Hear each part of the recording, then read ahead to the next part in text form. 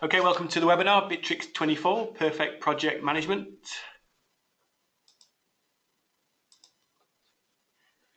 So who are we? I'm Damien Edwards, Commercial Manager of Bitrix24 Partners, Gold Partners Interface. And with me, I have our Support Manager, Andy Naylor. Hi guys, if you've got any questions throughout this webinar, please do put them in the box provided and we can have a Q&A session at the end of each section. So we're partners of Bitrix24, located in the UK, and we have offices in New York and Dubai. We're able to provide pre-sales support, that's including a demo of the system, and we can answer your questions about the different editions available, full implementation service, including customization and training. If you choose the self-hosted solution, then we can host that for you or install on your own server. And we provide telephone support service as well.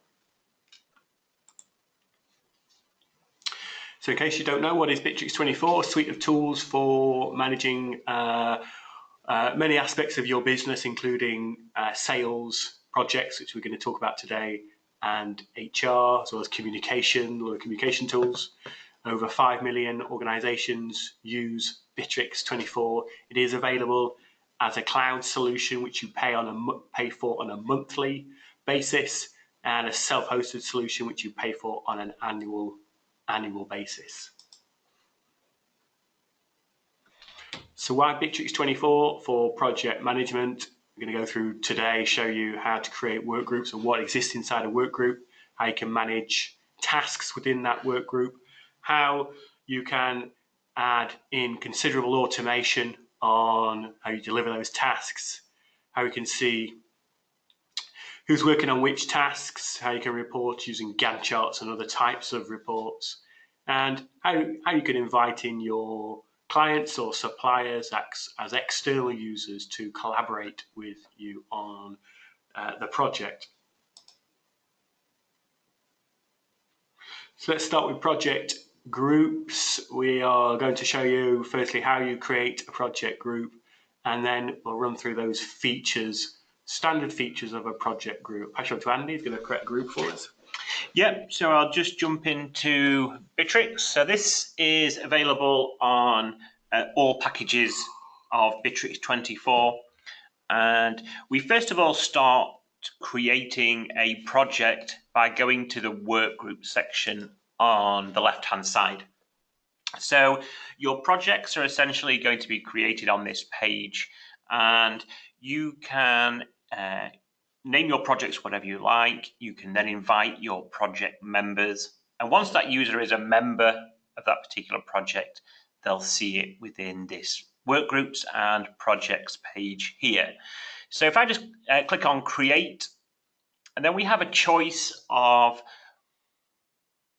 what type of work group or project we're going to create.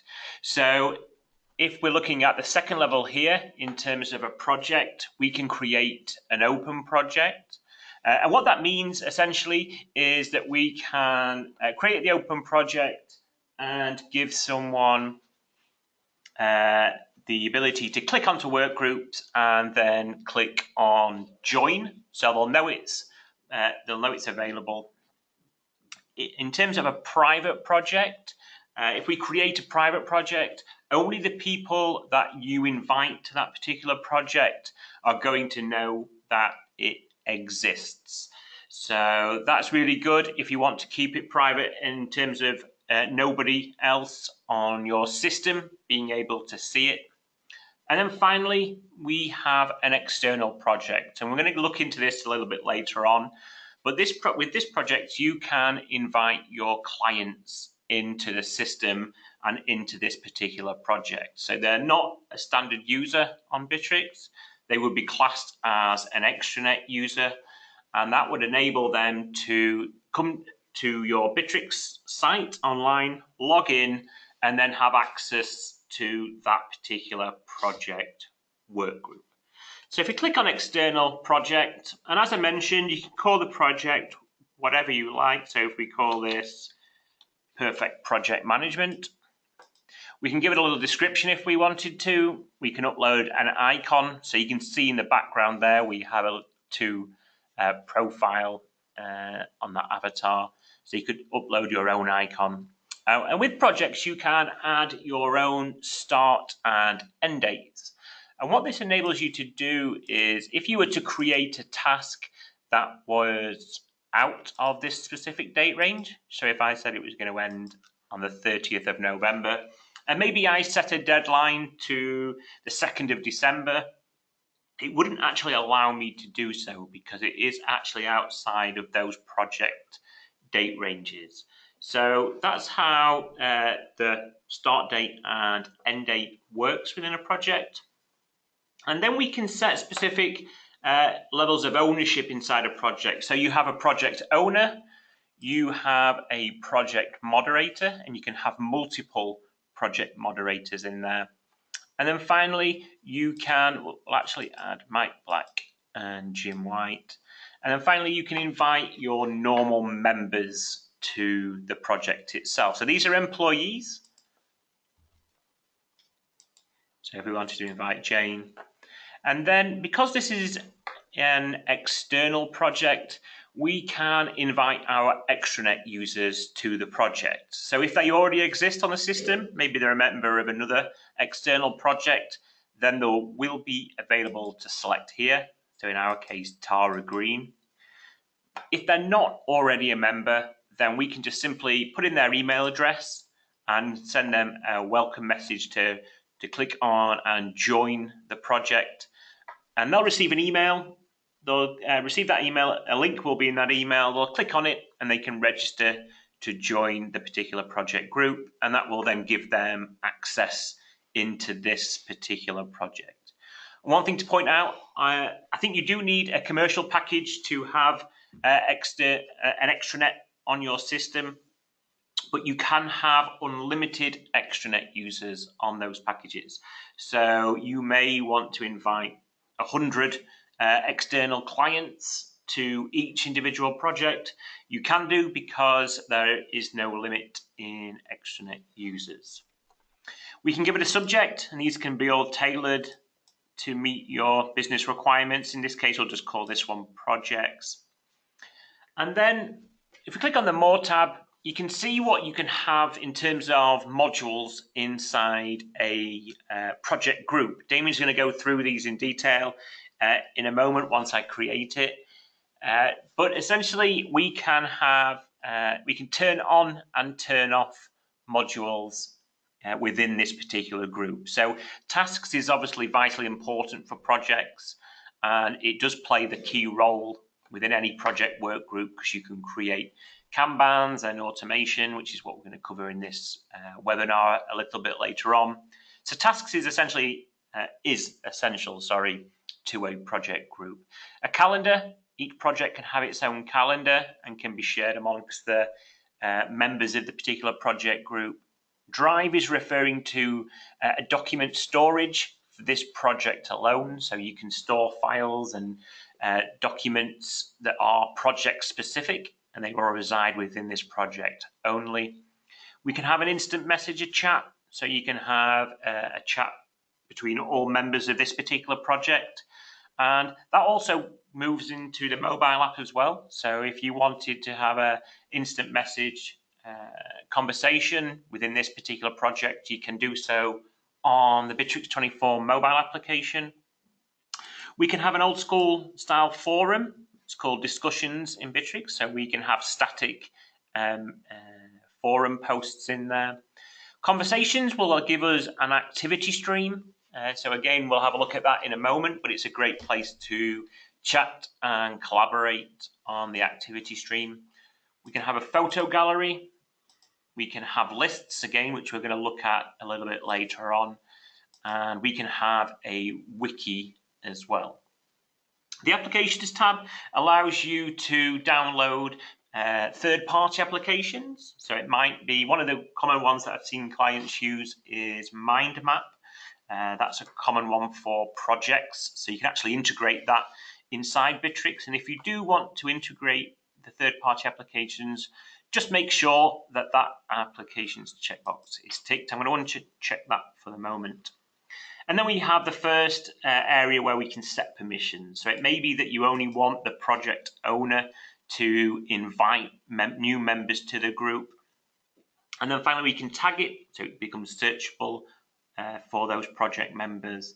And the project type is already preset based on the external project button that we selected at the beginning. So if I click on Create Project, that will then set all those parameters that we've just created. And I'll pass you over to Damien to look into each one of those. Okay, thanks. So we can see our project groups being created. We can see all the features that we ticked, we selected are available across the top. I'm going to actually go into another work group that's got some content inside it, so you can see what it looks like with some content inside. So in a project group, the home page or the first page that you land on is the tasks page, and kind of this is where you this is where you deliver the project, essentially divide the work up amongst the project members into tasks, give them a deadline, add time to tasks, and do the collaboration with the clients and suppliers inside tasks. So we can see tasks in a standard list view like this. I can use this filter to find the task that I'm interested in. So let's have a look. We've got one here for Mark Hope. So we can use a filter responsible, and I can drill down to see all the tasks that Mark is in charge of. And we can use this filter to filter by multiple fields as well. So if I just put in John Smith and I search in John Smith, it narrows down the list of tasks.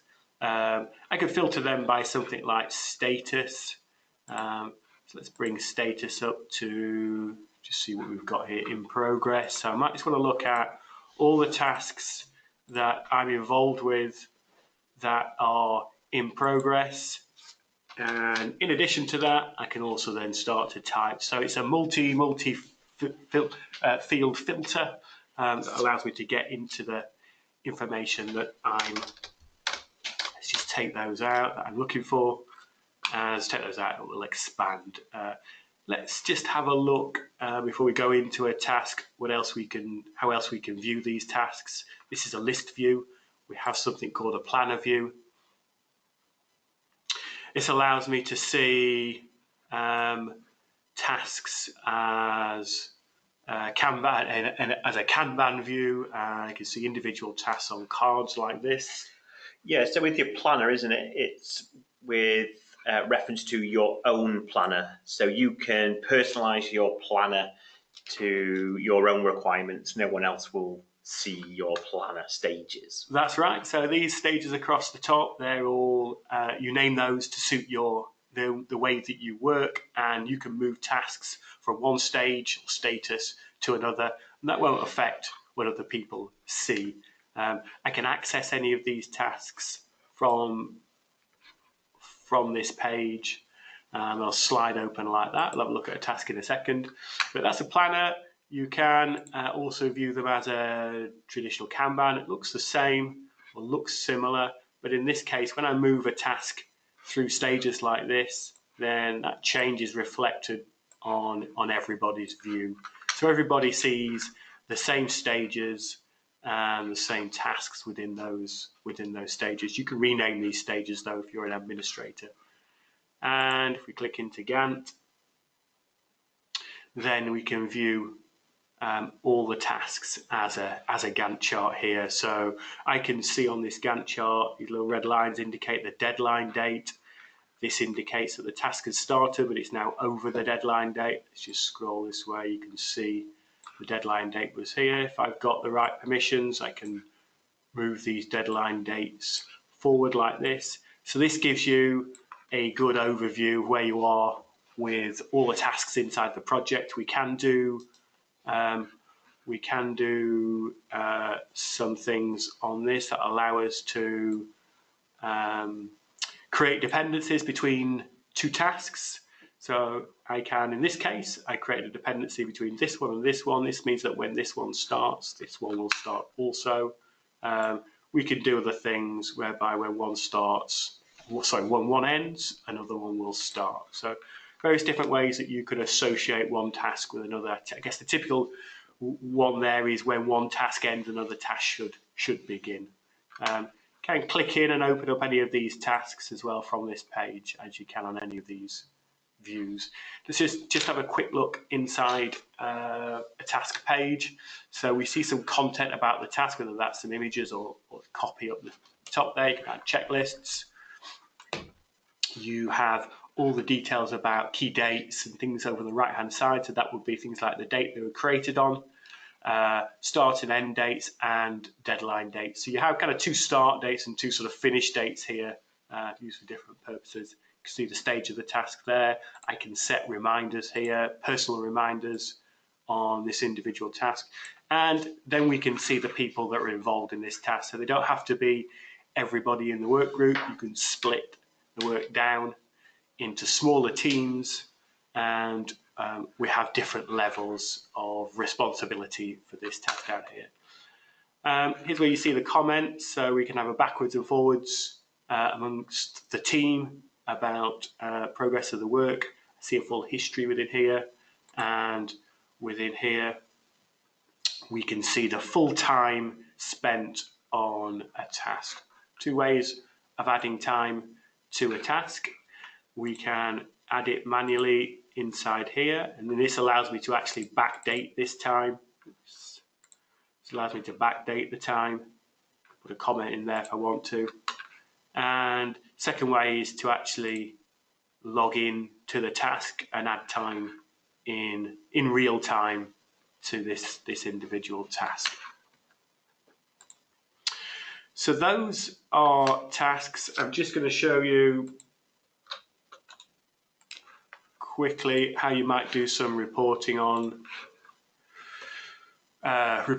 tasks. So if we come out of the work group and click into the tasks link in the menu, then I get to see all tasks that I have permission to see, and we can then see them sat within the individual project group. This gives me, this allows me to see which tasks are overdue. Again, this one here, red, is overdue. And again, I can use the filter at the top to drill down into particular tasks that I'm interested in, or group of tasks that I'm interested in. There's a number of other tools that you can use across the top, which I'll just go through quickly. Involvement allows me to see who's involved with which task, gives me an indication of sort of workload. Projects allows me to see, shows me a dashboard of all projects that I belong to, and gives me an indication of performance based on how many tasks are being completed within the deadline. If I'm a supervisor, then I can see all the team down here, and also again get an indication of their efficiency. So this again is based on how many tasks they complete within the deadline. And we can create custom reports. So it's possible to build the standard report or dashboard isn't available. It's possible to build your own custom report to report on status of a project. So let's come back into the work group and look at the other features. Click on the General tab. This is an activity stream, so any comments made on the tasks or posts sent into the activity stream will appear on this feed.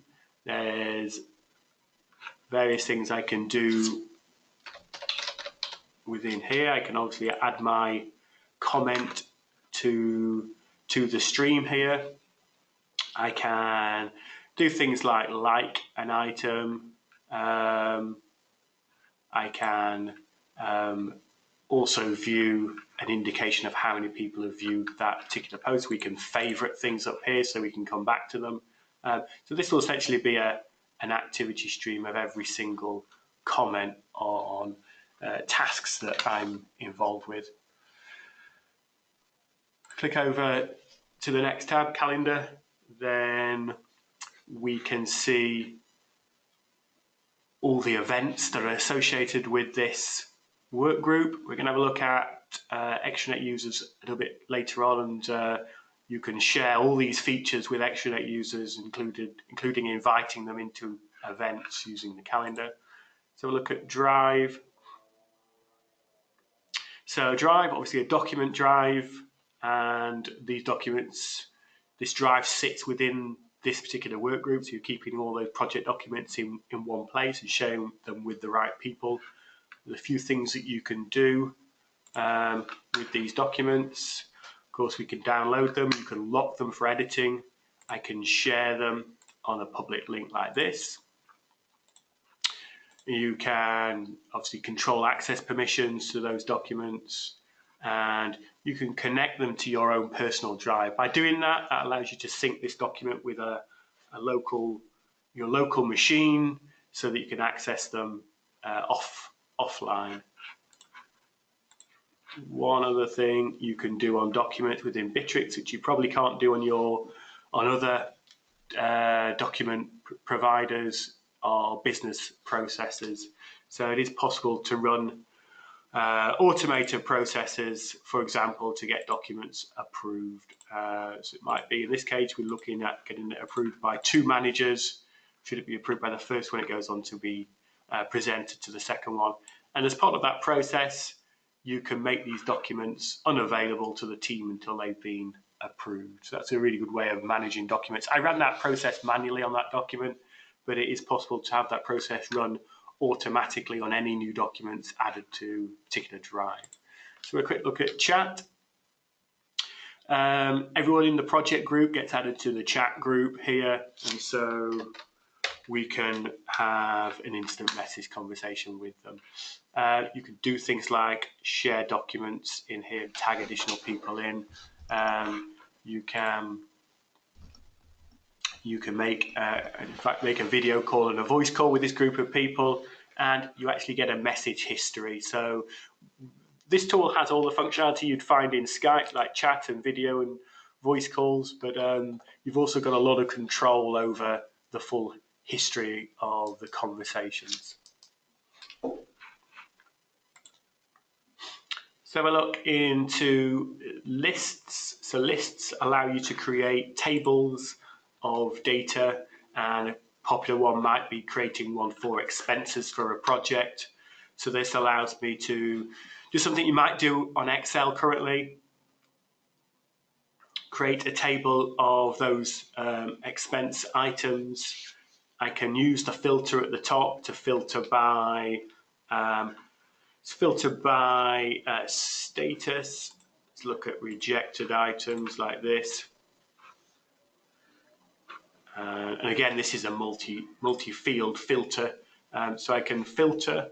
In addition to that, we can run business processes on these as well. So we have just one available on this one, which is approval. So I've submitted my expense item, I added my expense item. I just need to get it approved. And you can run that process manually, or you can have that process run automatically. Yeah, we've got some exciting things coming on the lists module. We're going to cover it a little bit towards the end of this webinar, but it is getting a little bit of a refresh and an overhaul, and it's taking shape towards the Kanban view of, like, very similar to the tasks. I'm going to have automation rules on each one of those Kanban stages, as well as having a much user-friendly form for users to fill in. So if currently, if we wanted to add a new entry to this, we could click on add and then fill in this form here. So it's not the most pretty form at the moment, but there are some developments, and like I say, we're going to show you a preview of the lists module towards the end of the webinar. Okay, so that's the main features of a work group. Let's see if we have any questions. Okay, please share the difference between chat and conversations. So conversations, really, let's have a look at this inside here. So chat is really like Skype. You can do instant message conversations. You can add or remove these people from this chat. So you can have different groups of people involved in a chat. A conversation is more like a stream, more like an activity stream. To be honest, you can do very much the same with them. I think actually in a conversation though, you would, in fact, when I go to post a message into the conversation, it sends it to the whole group by default. I can change that and just select the people I want to have that conversation with. So it's very, very similar. There's some additional features you can use or you have on conversations, being able to share videos, record a live video, being able to do a poll or share a task and share files and things like that. So they're similar, but similar features really. Yeah, I think the chat's more instant, isn't it? It's just, obviously it's instant messenger, the chat. Obviously this is instant as soon as it goes on, but you can have just a conversation on chat back and forth with your team, whereas this is posting things straight to the stream, and they will remain there when you click into the activity stream here, so people can comment on them. So yeah. Okay. Do users get a notification by email? So that depends on whether they select to receive notifications up here. So that there is a so that's they're going to receive, if they select that, they're going to receive notifications in their notification center. There is a standard profile whereby some actions automatically generate notifications, some by email, and some and others don't. You can go into your notification center up here, into settings, and then you can select which ones. So if you look at the top, site applications, email and push notifications, you can select which ones of those you want to be enabled for yourself. Can I restrict my client's view of the documents within a project? Yeah, I think Damien briefly touched upon this with regards to access permissions on a particular file. But if you wanted to set your permissions on the whole document storage within your project, just click on the little gear icon and you can see here how we can assign permissions. So the owner has full access, the moderators have edit. At the moment, group members, so they would be your clients, don't have actually access to the drive area. So this menu item wouldn't appear for normal group members. But if we wanted to do so, we can specify in here what type of users, which users, and so on. So we would usually say set the permissions specifically on a moderator and member level, and then you can always drill down and grant access permissions on files and folders additionally on top of that.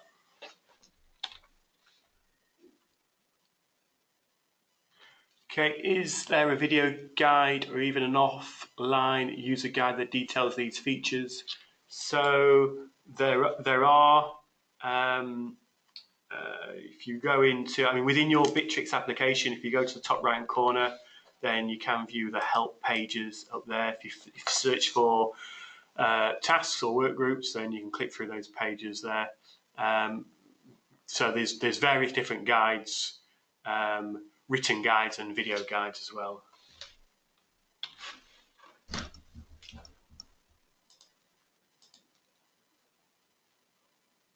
Okay, if I win a tender, can I add the company name to companies and use projects? Can I add the company name to companies and use projects? So if you win I'm not too sure what you're trying to get at there. If you win a within the CRM, you can create your company record within that, and or you can create a work group or a project group and use the company name as the name of the project group. Yeah, we're going to show you in a moment some of the automation that we can do from the companies in the CRM to generate a new project.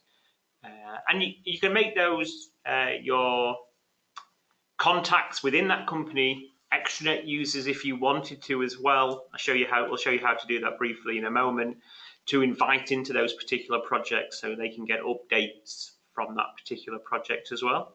Okay, will there be a replay of this webinar? There will, so we'll upload it to YouTube and send out a link. It takes normally about 24 hours, but you'll get an email with a link. to that. Okay, let's have a look at automation. So we created a project group manually. We looked through all the features of the group. It is possible to do quite a bit of automation. Firstly, let's have a look at the process to create a project group. Let's have a look at how to create a project group using a process. And then second, we'll have a look at how you can add automation to tasks.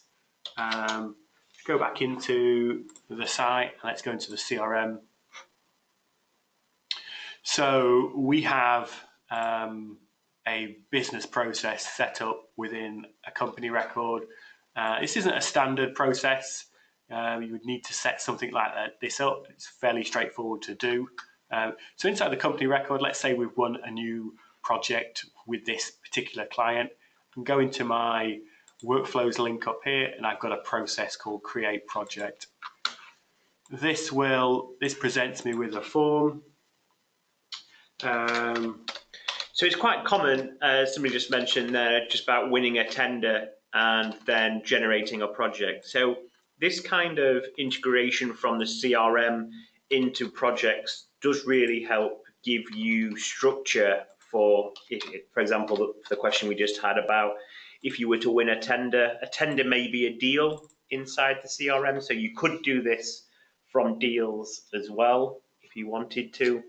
In this case, we are obviously creating it from the company, but this integration between the CRM and projects works really well for the automation. Yeah, so I'm creating the project using this form. So I'm not creating it completely automatically. You could create a project group completely automatically based on winning a deal or something like that. But in this example, we want to show you how we're requesting information to be imported. So there is a certain amount that the user needs to import. That's based on the fact that each project might be slightly different. So we're asking them what they want to call the project, who's going to be the manager of the project, what are going to be some of the milestone tasks that we want to create on the project, and a deadline. But this is quite a short form. It's a structured way of creating the project, so we need to collect all this information in before we will be allowed to create a project. I can add in things like agreements and things like that in there as well, which will get populated into the drive. Let me just submit that and just show you what happens on the front end. Then we'll just look at the business process on the back end. First thing that happens in the process that we have, this example, is we send the project to the person I specified as the manager for their approval. So in this case, I'd send it to myself. Approval required for TechCo project. Click on this button here. Approval required, call it TechCo, and I can accept or decline that project. Let's accept that. It asked me for a completion date. I've not put that in, but it's also asked me some additional information like a completion date. So it is a way of assigning a project to somebody, asking them for further information before the project goes ahead. If we just click into our workgroups page, then we should be able to see that project that we created. Here it is, Project 5000. And just quickly click into tasks, and you'll see that those tasks that those milestones we suggested inside that form, they've been created as tasks inside the work group. Yes, I think this gives you quite a solid structure. So if you've got, again, going to the example of winning a tender, you're probably going to have pretty repetitive tasks each time you start a project. So you might want to just create those starting tasks like we did on that particular project. But everything is run through this process Damien's about to show you. So it's worth looking at the business process, what's happening in the back end, so you can see how flexible this is. But essentially, when we completed that form, sent out the request to the manager to approve the project, and should that have been rejected, then the route would have followed down here, and the process would end without the work group being created.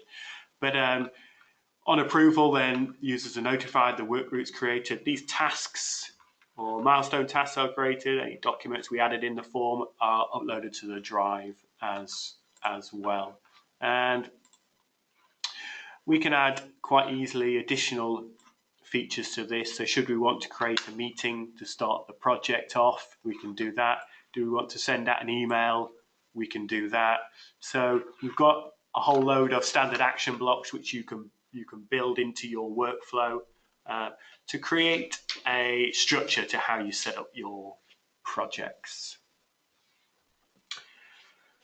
Okay, I'm going to pass you on to Andy. We're going to have a look at some more automation this time. Have a look at how to do automation within tasks. Yeah, certainly. So once you've created your project group, and the next part really, let's have a look at the Kanban, because the automation rules within a project essentially are run from your Kanban here. So essentially what you're doing is giving your project a series of different stages. So each project can have their own set of stages. So in this project here, BizTech project, we have pending, in progress, in review, urgent, and done. So if I was to go into another project group, they would have a complete set of different stages. And the main purpose for this is to give you the ability to apply automation rules based on each stage. So if I was to move funding into in progress, what the automation rule will do in the background is trigger any actions that you've got in place. So if I click on automation rules, as the work group owner, I can set these.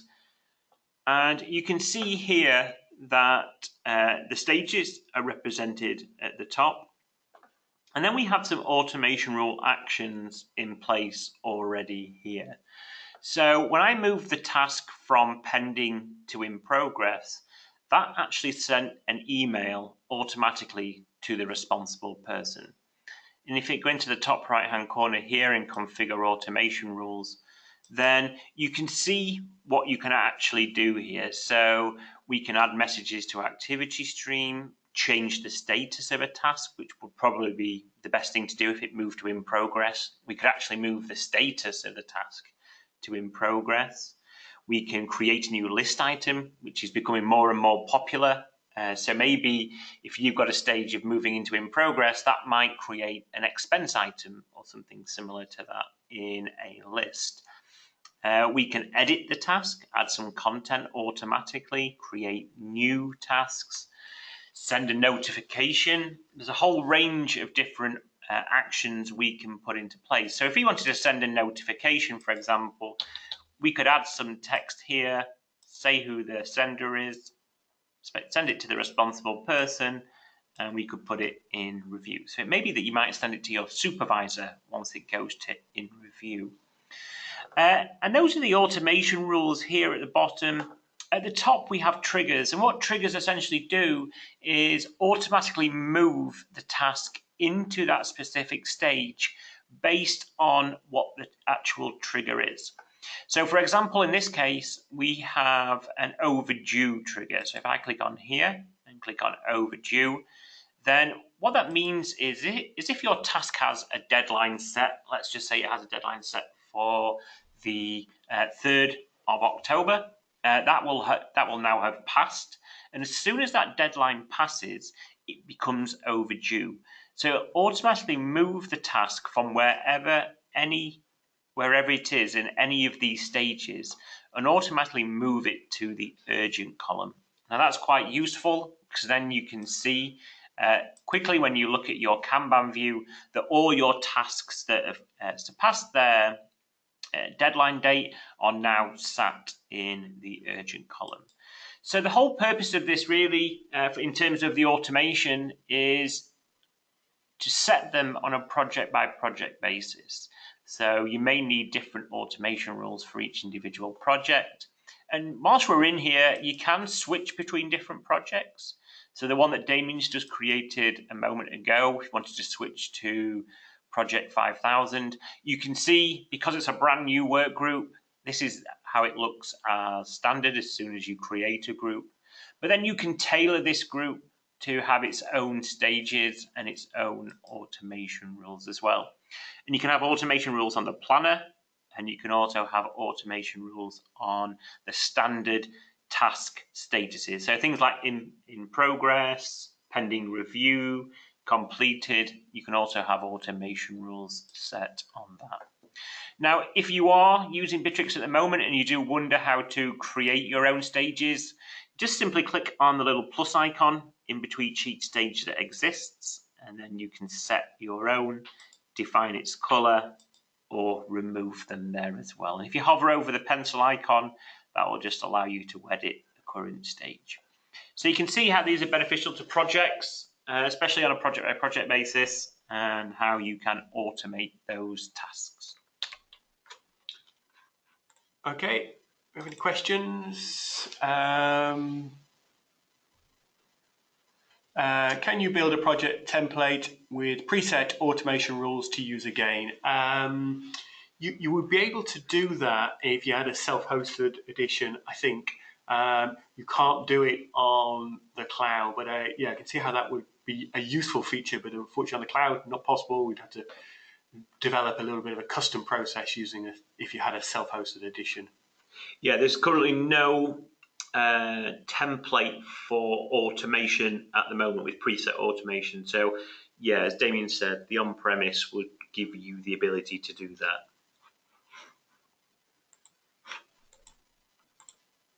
Okay, it's just a quick note on self-hosted. So we did mention self-hosted a few times.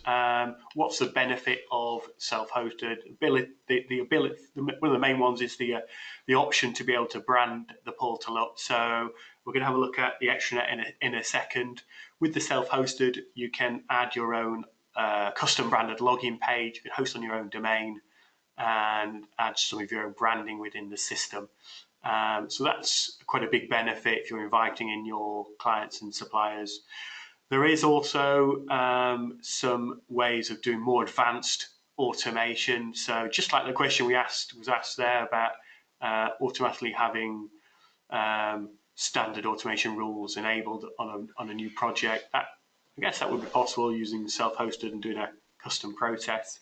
Can customize the pages themselves, so you can remove content you don't think is necessary. Again, if you're inviting in your clients into a work group, and maybe you want to remove some things that are not right for that particular client to see. And there is a lot of reporting built in, but if you want to create any sort of custom page, including a dashboard with some KPI information on, then you can do that sort of thing, build custom pages and things like that with the self-hosted.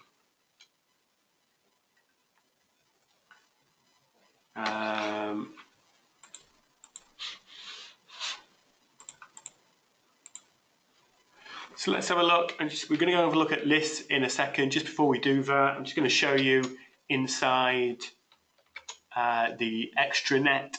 So we spoke about creating a work group and the ability to be able to invite in extranet users into that group. They will see pretty much the same thing that your internal people see, except they're going to see a lot less on the left-hand side. They'll see something like this. So they'll have a homepage with an activity stream. They'll be able to access the work group that they belong to or the project group they belong to, and they'll see any tasks that they're assigned to inside that link over there. So a much cleaner sort of menu on the left-hand side. We're on a self-hosted edition at the moment, so we were able to add some custom banners as well on the right-hand side. On the cloud, you'll just see the standard banners, Bitrix banners. But again, one of the benefits of the self-hosted is the ability to be able to put sort of customize the look of the page. They do get access to the chat, and so if anyone messages them, they will see that and they can reply to that conversation from within the portal. So let's have a look finally then at some new features coming up on lists. These are just announced. They're not, I don't know if we have a date of winter 2019, so we're almost there. So hopefully these features are going to be available on the cloud and self-hosted edition of Bitrix within the next couple of months. We've got a couple of screenshots that Andy's going to run through. with you? Yeah, certainly. So we briefly touched upon the user interface within a particular project of the lists module. And the list module, as Damien said, is really good for essentially creating your own form, having that form submit. It enters the data from that form into the table, and then we perform some automation on that. And at the moment, it just displays in one grid, and we can run workflows manually and automatically. But moving forward, you can see we've got a few screenshots of what it looks like. Some of the language is in obviously Russian, but you can see how we can create different stages in a particular list. So pretty much like the Kanban view in tasks, we're going to have a Kanban view or a list view in lists as well. And what we can do, we can set people responsible for specific stages of a list as it progresses through those stages. So you can see here that we have a more user-friendly form. It's taking the style of all the forms that you may find in the CRM at the moment. And once you can create your own forms within a list. That feature will be coming soon, and it's going to look like this. And then once we press submit, it's going to move, and then it's going to move to the specific people, create a set of tasks, and you can notify those individuals as it progresses through those particular stages. So it is going to be an extremely powerful tool, especially in projects, because we have things like expenses, and we have booking business trips, and that's going to go to the relevant people. It's going to show us where we are in a particular stage of that particular process, and we're going to have a whole range of different tools to use in there. I think especially in projects, because lists are available in each individual project that you do, and they're unique to that particular project, it's going to be very powerful. And then we have a system-wide list tool as well, which will not just be for projects, but for things such as HR and a whole range of different uses. Yeah, so that's like a much improved user interface for list module, and also all that automation as well, which is all good stuff. So that's it. In summary, you can manage projects using work groups. You can then divide the work into tasks and invite different people onto those tasks. You can collaborate with the client, and there are tools like Instant Messenger and also video and telephony communication tools. There is a considerable amount of automation, and we can do some integration with the CRM, whereby we can generate project groups from CRM records. And of course, there are a number of different ways to report on statuses of your project. So coming soon, we look at the CRM, we look at the self-hosted product and the advantages of that. We look at telephony, HR tools. We look at business process and automation in detail. We also look at the new sites module. And in addition to that, these webinars, we have a live session on YouTube every week as well. So if you subscribe to Bitrix24 and Interface on YouTube, you'll get notifications about those for webinars. If you go to interface.com/webinars, or in fact, the Bitrix24.com homepage at the bottom, you can subscribe to webinars on there as well. Yeah, so for the Bitrix24 live on YouTube, that's every Thursday at 10 a.m. Eastern time. So as Damien said, just subscribe to the Bitrix24 YouTube channel and switch notifications on. As soon as we go live every Thursday, you'll receive an email, and we can answer any questions on there and actually show you on screen. So take it as an hour of free support, and we can help you. And you can listen to other people's questions as well, because we get them throughout the week to answer on the session on Thursday. Yeah, thanks for your time. That's it. Hope to see you next time. Bye for now.